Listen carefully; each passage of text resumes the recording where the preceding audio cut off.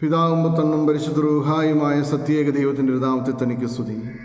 നമ്മുടെ മേൽ തന്നെ കരുണയും മനോഗുണവും എന്നേക്കും ഉണ്ടായിരിക്കുമാറാകട്ടെ. ദൈവത്താൽ അനുഗ്രഹിക്കപ്പെട്ടവരെ ഞാൻ ഗീവറിസിച്ചു. ഞാൻ വീണ്ടും ഒരു വീഡിയോയുമായിട്ട് നിങ്ങളുടെ അടുക്കിലേക്ക് വരുന്നത്. കഴിഞ്ഞ ദിവസങ്ങളിലൊക്കെയും ധാരാളം വീഡിയോകൾ ഞാൻ ചെയ്ത വീഡിയോകളിൽ ധാരാളം ആളുകൾ അഭിപ്രായം പറയുകയും ചില ആളുകൾ പ്രത്യേകിച്ച് കരിസ്മാറ്റിക് ധ്യാനം പോലത്തെ ധ്യാനങ്ങൾക്കൊക്കെ പോയിട്ട് വന്നിട്ടുള്ള പല ആളുകളും മെസ്സേജ് അയച്ച് ചോദിച്ചൊരു ചോദ്യമുണ്ട്. യാമപ്രാർത്ഥനകളൊക്കെ അത് പിതാക്കന്മാർ അവരുടെ ഇഷ്ടം അനുസരിച്ച് എഴുതി വെച്ചിരിക്കുന്നതല്ലേ, അത് തന്നെ പ്രാർത്ഥിക്കണമെന്ന് ഇപ്പോൾ നിർബന്ധം എന്താണ്? നമുക്കിഷ്ടമുള്ള പോലെ നമുക്ക് പ്രാർത്ഥിച്ചാൽ പോരെ? ദൈവത്താൽ അനുഗ്രഹിക്കപ്പെട്ടവരെ, നമുക്കിഷ്ടമുള്ള പോലെ പ്രാർത്ഥിക്കാം. പക്ഷേ യാമപ്രാർത്ഥനകൾ പിതാക്കന്മാർ അവർക്ക് തോന്നിയതുപോലെ രേഖപ്പെടുത്തിയിരിക്കുന്നതല്ല. അത് വിശുദ്ധ വചനവുമായിട്ട് ക്ലബ്ബ് ചെയ്യുന്ന കാര്യം തന്നെയാണ്. ധാരാളം വചനങ്ങൾ ഈ യാമപ്രാർത്ഥനകൾ, ഒരു കൗമാ നമസ്കാരം ചെല്ലുമ്പോൾ നമ്മൾ എത്രയോ വചനങ്ങളിലൂടെയാണ് കടന്നു പോകുന്നതെന്ന് നിങ്ങൾക്ക് സ്വയം വിലയിരുത്തുവാൻ കഴിയണമെങ്കിൽ നിശ്ചയമായിട്ട് ഈ യാമപ്രാർത്ഥനയുള്ള പുസ്തകം എടുക്കുക, അല്ലെങ്കിൽ ശിവനമസ്കാരം, നിത്യപ്രാർത്ഥന എന്നൊക്കെ പറയുന്ന ആ പുസ്തകം എടുക്കുക. എന്നിട്ട് അത് തുറന്നു വെക്കുക. തുറന്നു വെക്കുമ്പോൾ ആദ്യത്തെ പ്രാർത്ഥന എങ്ങനെയാണ്? പിതാവും പുത്രനും പരിശുദ്ധ റൂഹായുമായ സത്യേക ദൈവത്തിൻ്റെ നാമത്തിൽ തനിക്ക് സ്തുതി. അപ്പോൾ ഈ പ്രാർത്ഥന എവിടെയുള്ളത്? അല്ല, ഈ വാചനം എവിടെയാണ് ഉള്ളത്? മത്തായിയുടെ സുവിശേഷം 28-ാം അധ്യായം 19-ാം വാക്യം ആണത്. അതായത് യേശുക്രിസ്തു സ്വർഗാരോഹണത്തിന് മുമ്പ് ശിഷ്യന്മാരോട് എന്താ പറഞ്ഞത്? നിങ്ങൾ ലോകം മുഴുവൻ പോയി പിതാവിൻ്റെയും പുത്രൻ്റെയും പരിശുദ്ധ റൂഹായുടെയും നാമത്തിൽ, നാമങ്ങൾ നല്ല കേട്ടോ, നാമത്തിൽ, അവിടെ ഏകവചനം ഉപയോഗിച്ചിരിക്കുന്നത് പിതാവിലും പുത്രനിലും പരിശുദ്ധ റൂഹായിലും ദൈവത്വം ഒന്നായിരിക്കും. അപ്പോൾ അതിനെയാണ് നമ്മളിവിടെ ഏറ്റു പറയുന്നത്. സ്നാനം കഴിപ്പിച്ചും, അങ്ങനെ സ്നാനം കഴിച്ചേച്ച് വരുന്നവൻ ആരെയാണ് ആദ്യം സ്തുതിക്കേണ്ടത്? അവൻ പ്രാർത്ഥിക്കാൻ തുടങ്ങുമ്പോൾ ആരെയാണ് ആദ്യം സ്തുതിക്കേണ്ടത്? തീർച്ചയായിട്ടും പരിശുദ്ധ തൃത്വത്തെ, പിതാവിനെ സ്തുതിക്കണം, പുത്രനെ സ്തുതിക്കണം, പരിശുദ്ധ റൂഹായെ സ്തുതിക്കണം. ആ തിരുനാമത്തിൽ, അതുകൊണ്ട് പറഞ്ഞ തിരുനാമത്തിന് സ്തുതി, ഏകവചനം അവിടെ ഉപയോഗിച്ചിരിക്കുന്നത്. കർത്താവ് പറഞ്ഞ ഏകവചനം അതുപോലെ തന്നെ ഇവിടെ ഉപയോഗിച്ചിരിക്കുക. അപ്പോൾ അതിനകത്ത് എവിടെയാണ് നമുക്ക് അതൊരു കുറച്ചിലായിട്ട് തോന്നേണ്ട കാര്യമിരിക്കുന്നത്? യാമപ്രാർത്ഥനകൾ വേണോ എന്ന് ചോദിക്കുന്നവർക്ക് തിരിച്ചറിവ് ലഭിക്കാൻ ഈ ഒരു വചനം ഈ ഒരു കാര്യത്തിൽ കിട്ടിയാൽ പോരെ? നമ്മുടെ മേൽ തന്നെ കരുണയും മനോഗുണം എന്നേക്കും ഉണ്ടായിരിക്കട്ടെ. യോഹന്നാന്റെ സുവിശേഷം 3:16 അതിനകത്ത് എന്താ പറഞ്ഞിരിക്കുന്നത്? യോഹന്നാന്റെ സുവിശേഷം 3 കടന്നുപോയി. അവിടെ പറഞ്ഞിരിക്കുന്നത് തൻ്റെ ഏകജാതനായ പുത്രനെ നൽകുവാൻ തക്കവണ്ണം അത്രമാത്രം പിതാവാൻ ദൈവം ലോകത്തെ സ്നേഹിച്ചു. അപ്പോൾ തൻ്റെ ഏകജാതനായ പുത്രനെ നൽകുവാൻ തക്കവണ്ണം അത്രമാത്രം ലോകത്തെ സ്നേഹിച്ചത് കരുണയില്ലാത്തതുകൊണ്ടോ, ദയയില്ലാത്തതുകൊണ്ടോ, കൃപയില്ലാത്തതുകൊണ്ടോ? അല്ല. അപ്പം നമ്മുടെ മേൽ തൻ്റെ കരുണയും മനോഗുണവും എന്നേക്കും ഉണ്ടായിരിക്കട്ടെ എന്ന് പറഞ്ഞാൽ ദൈവത്തിൻ്റെ കരുണയും മനോഗുണവും എത്രത്തോളം ഉണ്ട് എന്നതിൻ്റെ കൃത്യമായ സൂചകമായ വാക്യമാണിത്. പിതാവാൻ ദൈവം തൻ്റെ ഏകജാതനായ പുത്രനെ നൽകുവാൻ അത്രമാത്രം നമ്മളെ സ്നേഹിച്ചു ലോകത്തെ. മനുഷ്യൻ പാപത്തിലാണ്ട് നശിച്ചു പോയി കിടക്കുമായിരുന്നു. അവിടുന്ന് അവനെ രക്ഷിക്കാൻ വേണ്ടി അവൻ സ്നേഹിച്ചത് ചുമ്മാ വാക്കാലല്ല, പ്രവൃത്തിയാൽ ഏകജാതനായ പുത്രനെ നൽകുവാൻ അത്രമാത്രം. വാക്കാലായിരുന്നില്ല, പ്രവൃത്തിയാൽ അവനത് കാണിച്ചു. അതുകൊണ്ടാണ് നമ്മുടെ പ്രാർത്ഥനയും പ്രവൃത്തിയും കൂടെ ചേരുമ്പോഴാണ് സത്യവിശ്വാസം ഉണ്ടാവുക എന്നുള്ളത് ഞാൻ മറ്റൊരു വീഡിയോ പറഞ്ഞു. ആകാശവും ഭൂമിയിൽ നിന്റെ സ്തുതികൾ കൊണ്ട് നിറഞ്ഞിരിക്കുന്ന ലൂക്കോസിൻ്റെ സുവിശേഷം 2-ാം അധ്യായം 14-ാം വാക്യം. ആകാശവും ഭൂമിയിൽ നിന്റെ സ്തുതികൾ കൊണ്ട് നിറഞ്ഞിട്ടുണ്ടോ എന്ന് അറിയണ്ടേ? അത്യുന്നതങ്ങളെ ദൈവത്തിന് സ്തുതി, ഭൂമിയിൽ സമാധാനം, മനുഷ്യർക്ക് സംപ്രീതി. വീണ്ടും ലൂക്കോസിൻ്റെ സുവിശേഷം 2-ാം അധ്യായം 20-ാം വാക്യം, അവരോട് സംസാരിക്കപ്പെട്ടതുപോലെ സർവവും കാണുകയും കേൾക്കുകയും ചെയ്തുകൊണ്ട് ഇടയന്മാർ ദൈവത്തെ സ്തുതിച്ചു പുകഴ്ത്തിയും കൊണ്ട് തിരികെ പോയി. അപ്പോൾ ആ വചനം അവിടെ ഉണ്ടല്ലോ. ഈ വചനങ്ങളാണല്ലോ പറഞ്ഞിരിക്കുന്നത്. ഇത്രയും വചനങ്ങളിലൂടെ ഈ പ്രാർത്ഥനയിലൂടെ നമ്മൾ പോകുമ്പോൾ നമ്മൾ അറിഞ്ഞോ അറിയാതെയോ കടന്നു പോവുകയാണ്. അപ്പോൾ ഈ പ്രാർത്ഥനകളെ തിരിച്ചറിയാൻ കഴിയാതെ നമ്മൾ ഇതിനെ മനസ്സിലാക്കാതെ വരുന്നതുകൊണ്ടാണ് നമ്മൾ എന്ത് ചെയ്യുന്നത്? യാമപ്രാർത്ഥനകൾ ചെയ്യുമ്പോൾ ഇത് പുസ്തകത്തിൽ എഴുതി വെച്ചിരിക്കുന്നതല്ലേ, അതെങ്ങനെ അന്ന് എഴുതി എന്നുള്ള ചിന്തയിൽ നമ്മുടെ മനസ്സിനെ കൊണ്ടുപോകുന്നതിൻ്റെ കാരണം ഇതാണ്. ബലവാനായ ദൈവം തമ്പുരാൻ പരിശുദ്ധൻ പരിശുദ്ധൻ പരിശുദ്ധൻ. ബലവാനായ ദൈവം തമ്പുരാൻ, ദൈവം ബലവാനാണോ? പരിശുദ്ധനാണോ? യെശയ്യാ പ്രവാചകന്റെ പുസ്തകം 6:3 അവർ മാലാഖമാർ പരസ്പരം പറഞ്ഞു എന്ന് ഇങ്ങനെ ആവർത്തിച്ച് വിളിച്ചു, തൻ്റെ മഹത്വം കൊണ്ട് സർവ്വഭൂമിയിൽ നിറഞ്ഞിരിക്കുന്ന ബലവാനായ ദൈവം തമ്പുരാൻ പരിശുദ്ധൻ പരിശുദ്ധൻ പരിശുദ്ധൻ. അപ്പം ദൈവം പരിശുദ്ധനും ബലവാനുമാണെന്നുള്ള കാര്യം മനസ്സിലായല്ലോ. ദൈവമായ കർത്താവിൻ്റെ തിരുനാമത്തിൽ വന്നവനും, ലൂക്കോസിൻ്റെ സുവിശേഷം 1:18 തൻ്റെ പിതാവിൻ്റെ മടിയിലിരിക്കുന്ന ദൈവമായ ഏകജാതൻ അവൻ വന്നവനെന്ന് യോഹന്നാൻ സ്നാപകൻ സാക്ഷിച്ചു. വരുന്നവൻ അപ്പോസ്തല പ്രവൃത്തികൾ 1:9 മുതൽ അങ്ങോട്ട് വായിച്ചാൽ മതി. അവിടെ പറയുന്നത് ഇങ്ങനെയാണ്: ഗലീലക്കാരായ മനുഷ്യരെ, നിങ്ങൾ ആകാശത്തേക്ക് ഉറ്റുനോക്കി നിൽക്കുന്നത് എന്തിന്? നിങ്ങളിൽ നിന്ന് സ്വർഗത്തിലേക്ക് കരയേറിയവനായി നിങ്ങൾ കണ്ടതുപോലെ തന്നെ അവൻ വരും. അപ്പോൾ വരുന്നവൻ. അപ്പോൾ ആ പ്രാർത്ഥനയും വിശുദ്ധ വേദോത്സവവുമായിട്ട് ബന്ധപ്പെടുത്തിയല്ലോ.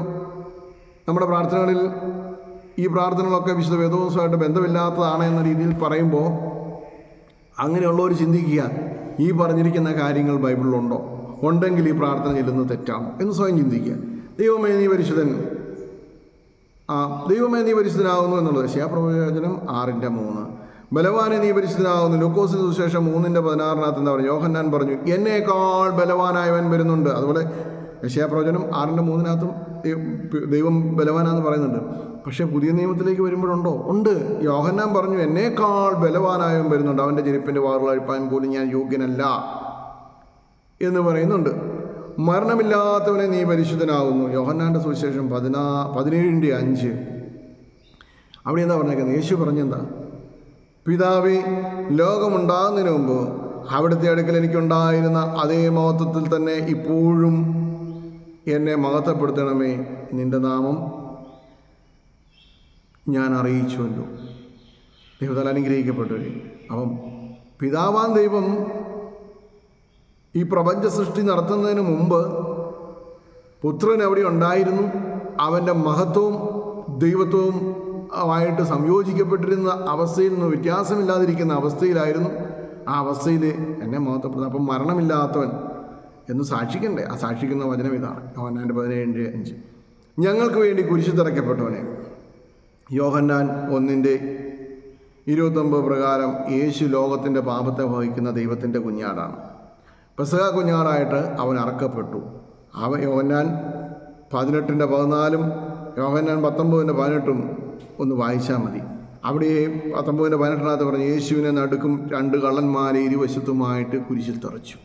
ആർക്ക് വേണ്ടിയിട്ടാണ് കുരിശിൽ തറയ്ക്കപ്പെട്ടതെന്നുള്ളത് ബാക്കിയുള്ള വചനങ്ങളൊക്കെ വായിക്കുമ്പോൾ മനസ്സിലാവുമല്ലോ. വിശ്വസിക്കുന്ന സകലർക്കും വേണ്ടിയിട്ട് മാത്രമാണോ? പ്രപഞ്ചത്തിലുള്ള അല്ലെങ്കിൽ ഈ ഭൂമിയിലുള്ള സകല മനുഷ്യർക്ക് വേണ്ടി. പ്രപഞ്ചം ഞാൻ ഉദ്ദേശിച്ചത് അങ്ങനെയാണോ? അല്ല, സകലത്തിനും വേണ്ടി, സകലരുടെയും രക്ഷയ്ക്ക് വേണ്ടിയിട്ട് ഞങ്ങളുടെ മേൽ കരുണ ചെയ്യണമേ. മത്തായിയുടെ സുവിശേഷം 9:27-29 വാക്യം. അവിടെ എന്താ എഴുതിയിരിക്കുന്നത്? യേശു അവിടെ നിന്ന് പോകുമ്പോൾ 2 കുരുടന്മാർ ദാവീദ് പുത്ര ഞങ്ങളോട് കരുണ ചെയ്യണമേ എന്ന് പറഞ്ഞുകൊണ്ട് അവൻ്റെ പിന്നാലെ ചെന്നു. എന്നിട്ട് യേശു കരുണ ചെയ്തോ? കരുണ ചെയ്തിട്ടുണ്ടെങ്കിൽ മാത്രം നമ്മൾ കരുണ ചെയ്തവനെന്ന് പറഞ്ഞാൽ മതിയോ? അവൻ ഭവനത്തിൽ പ്രവേശിച്ചപ്പോൾ അവൻ്റെ അടുക്കിലേക്ക് ഇവരെ കൊണ്ടുവന്നു. ഇവർ അവിടെ നിന്നപ്പോൾ യേശു ചോദിച്ചു, നിങ്ങൾക്ക് ഇത് ചെയ്തു തരാൻ എനിക്ക് കഴിയുമെന്ന് നിങ്ങൾ വിശ്വസിക്കുന്നുണ്ടോ? വിശ്വസിക്കുന്നുണ്ട്. അപ്പോൾ വിശ്വസിച്ചാൽ ദൈവത്തിൻ്റെ മഹത്വം കാണാൻ കഴിയുമെന്ന് മറ്റൊരു വചനത്തിൽ പറയുന്നുണ്ടല്ലോ യേശു. അപ്പം അവിടെ വിശ്വസിച്ചു, യേശു അവരെ തൊട്ടു, അവർക്ക് സൗഖ്യം വന്നു. അപ്പോൾ കരുണ ചെയ്തില്ലേ? തീർച്ചയായിട്ടും കരുണ ചെയ്തു. ഞങ്ങളോട് കർത്താവേ ഞങ്ങളോട് കരുണ ചെയ്യണമേ. വീണ്ടും പറയാം, ഞങ്ങളുടെ കർത്താവേ ഞങ്ങളോട് കരുണ ചെയ്യണം. അപ്പം പാപത്തിൻ്റെ അന്ധകാരത്തിലായിപ്പോയി പ്രകാശവസ്ത്രം നമ്മളിൽ നഷ്ടപ്പെട്ടു പോയവർ ആ പ്രകാശം സ്വീകരിക്കുവാൻ തയ്യാറായി. ദാവീദ് പുത്ര ഞങ്ങളോട് കരുണ ചെയ്യണമേ എന്ന് പറഞ്ഞ് നിലവിളിച്ചുകൊണ്ട് ചെന്നതുപോലെ നമ്മളും കർത്താവിൻ്റെ സന്നിധിയിൽ നിലവിളിക്കുക. മത്തായിയുടെ സുവിശേഷം 9:27-29 വരെയുള്ള വാക്യങ്ങൾ നോക്കുമ്പോൾ അവരെങ്ങനെ നിലവിളിച്ചു, ആ കുരുടന്മാരെങ്ങനെ നിലവിളിച്ചു, അതുപോലെ തന്നെ നീ നിന്ന് നിലവിളിക്കണം. ഞങ്ങളുടെ കർത്താവേ, അത് എനിക്ക് വേണ്ടി മാത്രമല്ല അവിടെ പറയുന്നത്, ഞങ്ങളുടെ കർത്താവേ ഞങ്ങളോട് കരുണയണമെന്ന് അവർ പറഞ്ഞെങ്കിൽ അതേപോലെ തന്നെ ഞാനെന്ന് പറയുന്ന ഒരു വ്യക്തിക്ക് വേണ്ടി മാത്രമല്ല പ്രാർത്ഥന, വിശ്വസിക്കുന്ന സകലർക്കും വേണ്ടിയിട്ട് നമ്മൾ പ്രാർത്ഥിക്കുകയാണ്. ഞാൻ പ്രാർത്ഥന നടത്തുമ്പോൾ പ്രത്യേകത എന്ന് വെച്ചാൽ ഞങ്ങൾക്ക് വേണ്ടി ഞങ്ങളോട് എന്നുള്ളതാണ് ആ പ്രാർത്ഥന മൊത്തം. എനിക്ക് വേണ്ടി എന്നുള്ളത് നമ്മുടെ അനുതാപത്തിൻ്റെ ഭാവം വരുമ്പോൾ മാത്രമേ ഉള്ളൂ. പാപങ്ങളെക്കുറിച്ചുള്ള പശ്ചാത്താപിക്കുന്ന അനുതാപത്തിൻ്റെ ഭാവം വരുമ്പോഴാണ് എനിക്ക് വേണ്ടി. ബാക്കിയെല്ലാം ഞങ്ങൾക്ക് വേണ്ടി എന്നുള്ളതാണ്. ഓർക്കുക, ഞങ്ങളുടെ കർത്താവേ ഞങ്ങളോട് കരുണ ചെയ്യണമേ. ദാവീദ് പുത്ര ഞങ്ങളോട് കരുണ ചെയ്യണമേ എന്ന് കുഷ്ഠരോഗികൾ നിലവിളിച്ച് പറഞ്ഞുകൊണ്ട് അവൻ്റെ പിന്നാലെ ചെന്നു. അവൻ കരുണ ചെയ്തു. ഞങ്ങളുടെ കർത്താവേ കൃപയുണ്ടായി ഞങ്ങളോട് കരുണ ചെയ്യണം. മർക്കോസിൻ്റെ സുവിശേഷം 1:4 ആ ഒരു കുഷ്ഠരോഗി അവൻ്റെ അടുക്ക ഒന്നിച്ച് പറയുകയാണ്, കർത്താവേ നിനക്ക് മനസ്സാകുന്നുവെങ്കിൽ എന്നെ സൗഖ്യമാക്കാൻ കഴിയും. അതായത് നിനക്ക് കൃപയുണ്ടെങ്കിൽ, ദയുണ്ടെങ്കിൽ എന്നെ സൗഖ്യമാക്കാൻ കഴിയും. അപ്പോൾ ഞങ്ങൾ കർത്താവെ കൃപയുണ്ടായി ഞങ്ങളോട് കാരണം ചെയ്തു. കർത്താവിന് മനസ്സുണ്ടായിരുന്നു, അവനെ സൗഖ്യമാക്കി. നിൻ്റെ പ്രശ്നങ്ങൾ എന്താണോ ആ പ്രശ്നങ്ങൾക്ക് നീ പ്രാർത്ഥന നടത്തുമ്പോൾ ക്രിസ്തുവിൽ വിശ്വസിക്കുന്നുണ്ടെങ്കിൽ, അവൻ സകലത്തിനും മതിയായവനെന്ന് വിശ്വസിക്കുന്നുണ്ടെങ്കിൽ, നീ നിലവിളിക്കുമ്പോൾ, ഈ അപേക്ഷകൾ കർത്താവിൻ്റെ സന്നിധിയിലേക്ക് നീ സമർപ്പിക്കുമ്പോൾ, ഈ വചനങ്ങളിലൂടെ കർത്താവ് പ്രവർത്തിച്ചിട്ടുള്ളവനാണെങ്കിൽ നിൻ്റെ ആവശ്യങ്ങളിലും അവൻ പ്രവർത്തിക്കും. ഞങ്ങളുടെ കർത്താവേ, ഞങ്ങളുടെ ശുശ്രൂഷയും പ്രാർത്ഥനയും കൈക്കൊണ്ട് ഞങ്ങളോട് കരുണ. ശുശ്രൂഷ എന്താണ് ശുശ്രൂഷ? ലൂക്കോസിന് സുവിശേഷം 10:1-24 വരെ അവിടെ ശുശ്രൂഷയുടെ ഫലവും പറയുന്നുണ്ട്. 30-37 വരെയും പറയുന്നുണ്ട്. പ്രാർത്ഥനയും കൈക്കൊണ്ട് ഞങ്ങളോട് കരുണ ചെയ്യണമേ. ലൂക്കോസിൻ്റെ സുവിശേഷം 11:9-12 വരെ ഒന്ന് വായിച്ചാൽ മതി. യാചിപ്പിന്നെങ്കിൽ ലഭിക്കും, അന്വേഷിപ്പിന്നെങ്കിൽ കണ്ടെത്തും, മുട്ടുവിൽ നിങ്ങൾക്കായി തുറക്കപ്പെടും എന്ന് പറയുന്ന ആ വാക്യങ്ങളിലൂടെ നിങ്ങളൊന്ന് പോയാൽ മതി. അപ്പം നിങ്ങളുടെ പ്രാർത്ഥന കൈക്കൊണ്ട് നിങ്ങൾക്ക് ഉത്തരവുണ്ടല്ലോ. ശുശ്രൂഷയും പ്രാർത്ഥനയും കൈക്കൊണ്ട് നിങ്ങളോട് ഉത്തരം അറിയിച്ചുവല്ലോ. കാരണം നമ്മുടെ കർത്താവ് പറഞ്ഞിരിക്കുന്നുണ്ട്, ദുഷ്ടനായൊരു പിതാവ് തൻ്റെ മക്കൾക്ക് നല്ലത് ചെയ്യാൻ ചിന്തിക്കുന്നുവെങ്കിൽ തൻ്റെ ഏകജാതനായ പുത്രനെ നൽകുവാൻ തക്കോണം അത്രമാത്രം ലോകത്തെ സ്നേഹിച്ച പിതാവാൻ ദൈവം അവനെ വിളിക്കുന്നവർക്ക് പരിശുദ്ധാത്മാവിനെ എത്രയധികമായി നൽകുമെന്ന് പറയുന്നുണ്ട്. അപ്പോൾ അതും നിങ്ങൾ ശ്രദ്ധിക്കുക. അപ്പം അവിടെയും ദൈവവചനവുമായിട്ട് ക്ലബ്ബാണല്ലോ പ്രാർത്ഥന. ദൈവമേ നിനക്ക് സ്തുതി. ലൂക്കോസിന് സുവിശേഷം 19:37 അവർ ഒലിവ് മലയുടെ ഇറക്കത്തോട് അടുത്തപ്പോൾ ശിഷ്യഗണം മുഴുവനും തങ്ങൾ കണ്ടതായ അത്ഭുതങ്ങൾ നിമിത്തം ദൈവത്തെ സ്തുതിച്ചുകൊണ്ട് അവൻ ഓശാന പാടിയ കാര്യമാണ് പറഞ്ഞത്. അപ്പോൾ ദൈവമേ നിനക്ക് സ്തുതി, സൃഷ്ടാവേ നിനക്ക് സ്തുതി. ലൂക്കോസിൻ്റെ സുവിശേഷം 1:3 സകലം താൻ മുഖാന്തരം ഉളവായതൊന്നും തന്നെ കൂടാതെ ഉളവായതല്ല. അപ്പം അവൻ സൃഷ്ടാവാണല്ലോ. അപ്പം ആ സൃഷ്ടാവിനെ സ്തുതിക്കുന്നു. പാപിയുള്ള കാരണം എന്ന മെസ്സിരാജാവ് നിനക്ക് സ്തുതി. മർക്കോസിന് സുവിശേഷം 2:5 മകനെ നിൻ്റെ പാപങ്ങൾ ക്ഷമിക്കപ്പെട്ടിരിക്കുന്നു. അതിൻ്റെ 17 പിന്നെയും കർത്താവ് പറയുന്നുണ്ട്, ഞാൻ നീതിമാന്മാരെ അന്വേഷിച്ചല്ല വന്നത്, പാപികളെ അന്വേഷിച്ചാണ് വന്നത്. അപ്പം പാപികളെ നമുക്ക് അവനോട് അപേക്ഷിപ്പാൻ ഉള്ള അവകാശമുണ്ട്. പാപങ്ങളെ അവൻ നമുക്ക് ക്ഷമിച്ചു തരികയും ചെയ്യും. അത് വിശ്വസിച്ചുകൊണ്ട് നീ ചെയ്യണമെന്ന് മാത്രം. പിന്നെ സ്വർഗസ്ഥനായ ഞങ്ങളുടെ പിതാവേ, അഥവാ അബുന്ത ബിസ്മായോ, അല്ലെങ്കിൽ ആകാശങ്ങളിലിരിക്കുന്ന ബാവ എന്നൊക്കെ നമ്മൾ ബാവ എന്ന് പറഞ്ഞാൽ പിതാവ് എന്ന് നമ്മൾ ചൊല്ലുന്നതായ പ്രാർത്ഥന.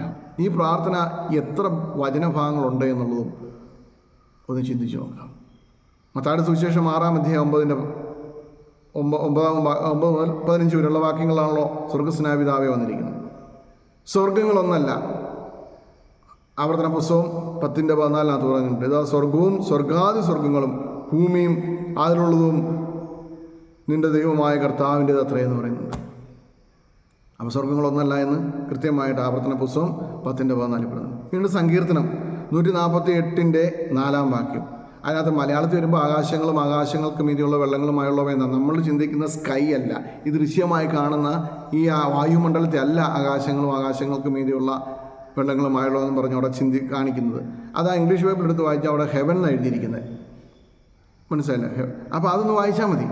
അപ്പം മലയാളത്തിൽ വന്നപ്പോൾ ആകാശങ്ങളെന്ന് ട്രാൻസ്ലേറ്റ് വന്നപ്പോൾ പലപ്പോഴും പലരും ചിന്തിക്കുന്നൊരു ഭാഗം ആകാശങ്ങളെന്ന് പറഞ്ഞാൽ ഉടനെ ഈ കാണുന്ന വായുമണ്ഡലം OR എന്നുള്ള അർത്ഥത്തിലാണ്. അല്ല. അത് സങ്കീർത്തനം 148:4 വായിക്കുമ്പോൾ അത് ഇംഗ്ലീഷ് ബൈബിളിലേക്ക് ഒന്ന് മാറ്റി വായിച്ചും പറയും. നമുക്ക് സുറിയാനില്ല സ്മായോ ബെസ്മായോ എന്ത് ആകാശങ്ങൾ എന്ന് വെച്ചാൽ സ്വർഗങ്ങൾ എന്നർത്ഥത്തിൽ പറയുന്നുണ്ട്. നിന്റെ തിരുനാമം പരിശുദ്ധമാക്കപ്പെടണം. യേശുക്രിസ്തുവിൻ്റെ നാമം അല്ലെങ്കിൽ പിതാവാൻ ദൈവത്തിൻ്റെ നാമം പരിശുദ്ധമാക്കപ്പെടണം. യെശയ്യാ പ്രവചനം 6:3 പ്രകാരം പറയുന്നു. തൻ്റെ മഹത്വം കൊണ്ട് സർവ്വഭൂമിയിൽ നിറഞ്ഞിരിക്കുന്നവനായ ദൈവം തമ്പുരാൻ പരിശുദ്ധം എന്നുള്ളതായ ആ വാക്കാണ് നിൻ്റെ തിരുനാമം പരിശുദ്ധമാക്കപ്പെടണമേ എന്നുള്ള ആ വാക്യത്തിലൂടെ വന്നേക്കുന്നു. നിൻ്റെ രാജ്യം വരണം. മത്തായിയുടെ സുവിശേഷം 3:2 മാനസാന്തരപ്പെടുവാൻ സ്വർഗരാജ്യം സമീപിച്ചിരിക്കുന്നു. അപ്പം മാനസാന്തരപ്പെടുന്നവർക്ക് സ്വർഗരാജ്യം വന്നു. അവൻ ആ സ്വർഗരാജ്യത്തിൻ്റെ അവസ്ഥയിലുമായിരിക്കും മാനസാന്തരപ്പെടുന്നത്. നിൻ്റെ രാജ്യം വരണമേ. അപ്പം എനിക്ക് മാനസാന്തരം ഉണ്ടായി, അതുകൊണ്ട് നീ നിൻ്റെ രാജ്യം എനിക്ക് തരണം. നിൻ്റെ തിരുവിഷ്ടം സ്വർഗത്തിലെ പോലെ ഭൂമിയിലുമാകണം. മത്തായിയുടെ സുവിശേഷം 5:45 അങ്ങനെ നിങ്ങൾ നല്ലവരുടെയും ദുഷ്ടന്മാരുടെയും മേൽ തൻ്റെ സൂര്യനെ ഉദിപ്പിക്കുകയും നീതിമാന്മാരുടെയും അനീതി ചെയ്യുന്നവരുടെയും മേൽ തൻ്റെ മഴയും പെയ്യുകയും ചെയ്യുന്ന സ്വർഗസ്വനായ നിങ്ങളുടെ പിതാവിൻ്റെ പുത്രന്മാരായി തീരും. ദൈവത്തിൻ്റെ തിരുവിഷ്ടമാണ് സ്വർഗത്തിലെ പോലെ ഭൂമിയിലായിത്തീരുന്നതെങ്കിൽ തീർച്ചയായിട്ടും ഈ പ്രാർത്ഥനകളൊക്കെ എങ്ങനെയാണോ ചെയ്യുന്നത് അതനുസരിച്ചായിത്തീരുമെന്ന് സ്വർഗത്തിലെ പോലെ അവസ്ഥയിലേക്ക്. ഞങ്ങൾക്ക് ആവശ്യമുള്ള അപ്പം തരണം. പലപ്പോഴും നമ്മുടെ പ്രാർത്ഥനയ്ക്കകത്ത് ആഹാരം എന്ന് കടന്നുകൂടാറുണ്ട്. ആഹാരം എന്ന പദത്തിൻ്റെ സുറിയാനി വാക്ക് ഞാനൊരു സഭയിലെ തന്നെ മൽപ്പാനായ അച്ഛനോട് ചോദിച്ചപ്പോൾ അച്ഛൻ പറഞ്ഞത് മേക്കുൽത്തോ എന്നാണ്. മേക്കുൽസോന്നും മേക്കുൽത്തോന്നും ഒക്കെ പറയുമെന്ന് പറഞ്ഞു. അപ്പം പ്രാർത്ഥനയ്ക്കർമ്മത്തിനകത്തോ അബുന്ദ ബിസ്മായ എന്ന സുറിയാനി പ്രാർത്ഥനയ്ക്കകത്തോ ലഹ്മോദ് സുൻഖോനോ എന്നതിന് പറഞ്ഞിട്ടുള്ളല്ലോ. അതെങ്ങനെയാണ്? യോഹന്നാൻ്റെ സുവിശേഷം 6-ാം അധ്യായം 32 മുതൽ 37 വരെയുള്ള വാക്യങ്ങൾ, ഞാൻ ജീവൻ്റെ അപ്പമാവും. ഇനി നമുക്ക് ഈ അപ്പം എങ്ങനെ കിട്ടണം? ഉൽപ്പത്തി പുസ്തകം 2-ാം അധ്യായം 8 മുതൽ 19 വരെയുള്ള വാക്യങ്ങൾ, ഉൽപ്പത്തി പുസ്തകം 3-ാം അധ്യായം 1 മുതൽ 6 വരെയുള്ള വാക്യങ്ങൾ, ഉൽപ്പത്തി പുസ്തകം 3-ാം അധ്യായം 22 മുതൽ 24 വരെയുള്ള വാക്യങ്ങൾ. ഇവിടെ നമ്മൾ വായിച്ചാൽ ഞങ്ങൾക്കുള്ള അപ്പം തരണമേ എന്നുള്ള പ്രാർത്ഥനയ്ക്ക് ഉത്തരമായി. അവിടെ കൃത്യമായിട്ട് എന്താണ് പറഞ്ഞിരിക്കുന്നത്? ജീവൻ്റെ അപ്പം. അതായത് ദൈവം സകലത്തെ സൃഷ്ടിച്ചു, ഏതെങ്കിലും തോട്ടം നട്ടുണ്ടാക്കി, അവിടെ മനുഷ്യനെ ആക്കി, അവിടുത്തെ സകല ഫലമൂലാദികളും ഭക്ഷിപ്പാൻ അവനെ അനുവദിച്ചു. ജീവവൃക്ഷത്തിൻ്റെ ഫലം ഉണ്ടായിരുന്നു, നന്മ തിന്മകളുടെ വൃക്ഷത്തിൻ്റെ ഫലം ഉണ്ടായിരുന്നു. അതിൽ നന്മ തിന്മകളുടെ വൃക്ഷത്തിൻ്റെ ഫലം വരെ അവൻ ഭക്ഷിച്ചു. പിന്നെ കിട്ടാത്ത ഒരെണ്ണം മാത്രമേ ഉള്ളൂ, ജീവവൃക്ഷത്തിൻ്റെ ഫലം. അത് തിന്നിട്ട് ഏതെങ്കിലും തോട്ടത്തിൽ വെച്ച് അവൻ എന്നേക്കും ഈ ജഡപ്രകാരം ജീവിക്കുന്നവനായി തീരാതിരിക്കുന്നതിന് വേണ്ടി അവനെ അവിടെ നിന്ന് പുറത്താക്കി. അപ്പോൾ ഏതെനിൽ കിട്ടാതെ പോയ ആ ജീവവൃക്ഷത്തിൻ്റെ ഫലം ആണ് ഈ പ്രാർത്ഥനയോട് നാം ദൈവത്തോട് ചോദിക്കുന്നു, പിതാവിനോട് ചോദിക്കുന്നു. കിട്ടാത്തത് ആണല്ലോ നമുക്ക് ചോദിക്കാൻ പറ്റുള്ളൂ. ബാക്കിയെല്ലാം നീ ഇഷ്ടം പോലെ ഉണ്ട് പറിച്ച് തിന്നോളാൻ പറഞ്ഞ് അനുമതി തന്നിച്ച് പിന്നെയും ചോദിക്കേണ്ട കാര്യമുണ്ടോ? ഇല്ല. ജീവവൃക്ഷത്തിൻ്റെ ഫലമാണ് നമുക്ക് കിട്ടാതെ ഉണ്ടായിരുന്നുള്ളൂ. ആ ജീവവൃക്ഷത്തിൻ്റെ ഫലം ഏകവചനമായിട്ട് അവിടെ പറഞ്ഞേക്കുന്നത്, ഞാൻ ജീവൻ്റെ അപ്പമാവുന്നു. ആ ജീവൻ്റെ അപ്പമായിരിക്കുന്ന യേശു ക്രിസ്തു എന്ന സത്യേക ദൈവത്തെ ഭക്ഷിപ്പാനും പാനം ചെയ്യുവാനുമുള്ള യോഗ്യത ലഭിക്കുന്നതിന് വേണ്ടിയുള്ള ഒരുക്കമാണ് ഈ സ്വർഗസ്വനായ പിതാവേ എന്നുള്ള പ്രാർത്ഥനയിലൂടെ കടന്നു പോകുമ്പോൾ ലഭിക്കുന്നത്. ഏതെങ്കിലും തോട്ടം ആദാമിനെ ഹവ്വായെ സൃഷ്ടിച്ചിട്ട് അതിന് ശേഷം ഒരു തോട്ടം ഉണ്ടാക്കുകയല്ല ചെയ്തത്. തോട്ടം ഉണ്ടാക്കി അവിടെ ആദാമിനെ ഹവ്വായും ആക്കുകയാണ് ചെയ്തത്. അല്ലെങ്കിൽ ആദാമിനെ ഹവ്വായെയും കൂടെ കൂട്ടിക്കൊണ്ട് പോയിച്ച് നിങ്ങളും കൂടെ ഞാനോട് കൂടിയിട്ടൊരു തോട്ടം ഉണ്ടാക്കാമെന്ന് പറഞ്ഞ് ഉണ്ടാക്കുകയല്ല ചെയ്തത്. അപ്പോൾ അവർക്ക് വേണ്ടുന്ന ജീവിത സാഹചര്യങ്ങൾ മുഴുവൻ ക്രമീകരിച്ച് എല്ലാം നിനക്ക് ഭക്ഷിക്കാനും പാനം ചെയ്യാനുള്ള അനുമതിയും തന്നു. ശേഷം പറഞ്ഞു, എൻ്റെ പൊന്നുമോനെ ഒരു കാര്യം ചെയ്യരുത്, നീ ഈ ജീവവൃക്ഷത്തിൻ്റെ ഫലവും ത്തിൻ്റെ അടുത്ത് നിൽക്കുന്ന നന്മ തിന്മകളുടെ വൃക്ഷത്തിൻ്റെ ഫലം തിന്നരുത്. അപ്പോൾ അവൻ ആദ്യം പോയിട്ട് എന്ത് ചെയ്തു? നന്മ തിന്മകളുടെ വൃക്ഷത്തിൻ്റെ ഫലം അങ്ങ് തിന്നു. അപ്പോൾ അവൻ പ്രകാശവസ്ത്രം നഷ്ടപ്പെട്ടവനായി മരിച്ചവനായി തീർന്നു. അവനെന്ന് വെച്ചാൽ ആദാമും ഹവ്വയും. അവരെ ഏതും തോട്ടത്തിൽ നിന്ന് പുറത്താക്കുമ്പോൾ അവർക്ക് കിട്ടാത്ത ഒന്നേ ഉള്ളൂ, ജീവവൃക്ഷത്തിൻ്റെ ഫലം. ആ ജീവവൃക്ഷത്തിൻ്റെ ഫലമായ യേശു ക്രിസ്തുവിനെ പിതാവാൻ ദൈവത്തോട് എങ്ങനെ ചോദിക്കണമെന്നുള്ളതാണ് സ്വർഗസ്വനായ പിതാവേ എന്നുള്ള പ്രാർത്ഥന. അതുകൊണ്ടാണ് ഞങ്ങൾക്കുള്ള അപ്പം തരണം, തരുന്നവനാ തീരുമാനിക്കുന്ന എപ്പോൾ തരണം എന്നുള്ളത്. അപ്പം അത് ചോദിക്കുമ്പോൾ നിരപ്പിൻ്റെ സമാധാനത്തിൻ്റെ എല്ലാ ശുശ്രൂഷയുടെയും കടന്നു പോവാം. അപ്പം ഇത് ശരിയാണോ? ഞങ്ങൾക്കുള്ള അപ്പം തരണമെന്നുള്ളത് ഇതാണോ ഉദ്ദേശിക്കുന്നതെന്ന് അറിയണമെങ്കിൽ വിശുദ്ധ മാമോദീസായ്ക്ക് ശേഷം വിശുദ്ധ കുർബാന ഒരു വ്യക്തിക്ക് ആദ്യമായി കൊടുക്കുമ്പോൾ, അത് കുഞ്ഞു വച്ചായിരിക്കാം, മുതിർന്നയാളായിരിക്കാം, ആരായിരിക്കാം, അവിടെ പാടുന്ന ഒരു ഗീതമുണ്ട്. പറുദീസയിലാദാം രുചിനോ കാത്ത ഫലം സാമോദം വൈക്കും നീനാൾ നിൻവായിൽ. പറുദീസയിലെ ആദാം രുചി നോക്കാത്ത ജീവവൃക്ഷത്തിൻ്റെ ഫലം എന്താ ഇപ്പം നിൻ്റെ വായി വെക്കുന്നു. അതാണ് അത്. ഞങ്ങളുടെ കർത്താവെ, ഞങ്ങളുടെ അടക്കാവോടെ ഞങ്ങൾ ക്ഷമിച്ചതുപോലെ ഞങ്ങളുടെ കടങ്ങളും പാപങ്ങളും ഞങ്ങളോട് ക്ഷമിക്കണം. മത്തായിയുടെ സുവിശേഷം 6-ാം അധ്യായം 14 മുതൽ 15 വരെയുള്ള വാക്യങ്ങൾ. നിങ്ങൾ മനുഷ്യരോട് അവിടെ കടങ്ങൾ ക്ഷമിക്കുമെങ്കിൽ സ്വർഗസ്വനായ നിങ്ങളുടെ പിതാവ് നിങ്ങളുടെ കുറ്റങ്ങൾ നിങ്ങളോട് ക്ഷമിക്കും എന്നാൽ നിങ്ങൾ മനുഷ്യരോട് ക്ഷമിച്ചില്ല എങ്കിൽ നിങ്ങളുടെ പിതാവ് നിങ്ങളുടെ കുറ്റങ്ങളും ക്ഷമിക്കുകയില്ല. അപ്പം ഞങ്ങളുടെ അടക്കാവോടെ ഞങ്ങൾ ക്ഷമിച്ചേച്ച് വേണം ക്ഷമിച്ചു എന്ന് പറയാം. പരീക്ഷയിലേക്ക് ഞങ്ങളെ പ്രവേശിപ്പിക്കരുത്. മത്തായിയുടെ സുവിശേഷം 4-ാം അധ്യായം 1, മർക്കോസിൻ്റെ 1:12, ലൂക്കോസിൻ്റെ 4:1, ഇയ്യോബിൻ്റെ പുസ്തകം 1:6 മുതൽ 13 വരെ. മനുഷ്യർ പരീക്ഷിക്കപ്പെടുന്നത് ഉള്ള കാരണങ്ങളും ഞാൻ പറയാം. സങ്കീർത്തനത്തിനകത്ത് പറയുന്നുണ്ട്, മനുഷ്യനെ ദൈവം സരള ഹൃദയനായി സൃഷ്ടിച്ചു, അവൻ്റെ തന്നെ സങ്കീർണമായ പ്രശ്നങ്ങളാണ് അവൻ്റെ പ്രശ്നങ്ങളുടെ എല്ലാം കാരണം. ചിന്തകളും അവൻ്റെ ഇതുകളാണ്. ഞാനത് ഉദാഹരണമായിട്ട് പറഞ്ഞെന്നുള്ളൂ. എന്തുകൊണ്ടെന്നാൽ രാജ്യവും ശക്തിയും മഹത്വവും, മർക്കോസിൻ്റെ സുവിശേഷം 5:30, തന്നിൽ നിന്ന് ശക്തി പുറപ്പെട്ടതായി യേശു മനസ്സിലാക്കി, ആത്മാവിൽ ഉടനെ അറിഞ്ഞു എന്നർത്ഥം. അപ്പോൾ ശക്തി ആരുന്ന പുറപ്പെടുന്നത്? എന്തുകൊണ്ടെന്നാൽ രാജ്യവും ശക്തിയും മഹത്വവും എന്നുള്ളതിനകത്ത് ശക്തി മർക്കോസിൻ്റെ സുവിശേഷം 5:30. രാജ്യം ലൂക്കോസിൻ്റെ സുവിശേഷം 9:1-2. യേശു തൻ്റെ പിതാവ് പന്തിരുവരെ വിളിച്ച് ഭൂതങ്ങളെ പുറത്താക്കുവാനും രോഗികളെ സൗഖ്യമാക്കുവാനും ശക്തിയും അധികാരവും അവർക്ക് കൊടുത്തു. ദൈവരാജ്യം പ്രസംഗിപ്പാനും രോഗികളെ സുഖപ്പെടുത്തുവാനും അവരെ അയച്ചു. അപ്പം രാജ്യം അതാരുടേതാണെന്ന് മനസ്സിലായല്ലോ. ലൂക്കോസിൻ്റെ 1:12, ലൂക്കോസിൻ്റെ 9:12, 1-2, ക്ഷമിക്കുക കേട്ടോ. ഇതൊക്കെ ഇങ്ങനെ എഴുതി വെച്ചിട്ട് ഞാൻ നോക്കി വായിക്കുന്നുണ്ട്, ചിലപ്പം വിട്ടുപോകും. മഹത്വം യോഹന്നാൻ്റെ സുവിശേഷം 17:1-5. യേശു ഇവ സംസാരിച്ച ശേഷം സ്വർഗത്തിലേക്ക് കണ്ണുകൾ ഉയർത്തി പറഞ്ഞു, എൻ്റെ പിതാവേ, നാഴിക വന്നിരിക്കുന്നു. അവിടുത്തെ പുത്രൻ നിന്നെ മഹത്വപ്പെടുത്തേണ്ടതിന് നിൻ്റെ പുത്രനെ നീ മഹത്വപ്പെടുത്തണം. അപ്പം മഹത്വവും പരിശുദ്ധത്വത്തിൻ്റെതാണ്. എന്നേക്കും നിനക്കുള്ളതാണ്. യോഹന്നാൻ്റെ സുവിശേഷം 17:2-5. അപ്പം അവിടെയാണ് ആ വചനം കടന്നുകൂടിയിരിക്കുന്നത്. മനസ്സിലായില്ലേ? ഇനി അടുത്ത വാക്യത്തിലൂടെ അടുത്ത വീഡിയോയിലൂടെ 9-ാം മണി നമസ്കാരത്തിലേക്ക് നമുക്ക് പ്രവേശിക്കാം. ഇപ്പം തന്നെ 22 മിനിറ്റോളം ആകാറായി. ഇനി ദീർഘിപ്പിച്ചു പോയാൽ മണിക്കൂറുകളെടുക്കും. ദൈവം നിങ്ങളെ അനുഗ്രഹിക്കട്ടെ.